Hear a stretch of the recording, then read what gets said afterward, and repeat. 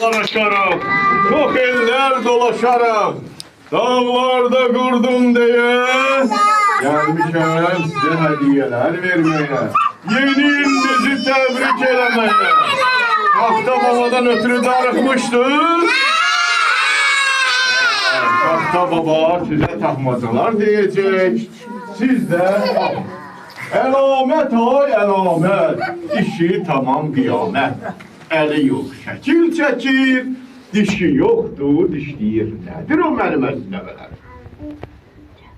Nedir o? Ne? Hediye.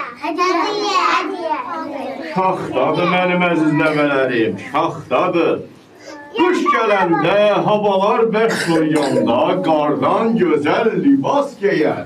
Qışda bizə qonaq gələr. Nədir o?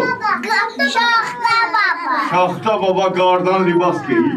Şaxta baba. Qarı qızı. Yolkadır mənim əziz nəvələrim, yolkadır.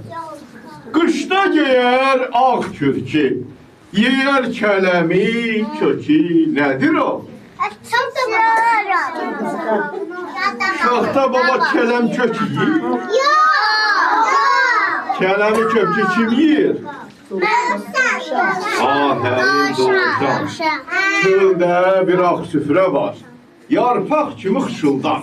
Nədir o? Ahərin qardır. Görürəm bu yeni ilə çox yaxşı hazırlaşır. Yağış yağır. Yeni ilə nə hazırlamısınız? Şeirdən, mahnıdan. Şehir. Gəl bura, adın nədir? Hayat. Ayaz, sən böyüyəndə, yekə qız olanda kim olasın?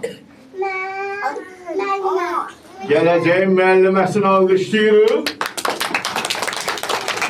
Sən ucadan de şeiri görüm. Ucadan de, ucadan.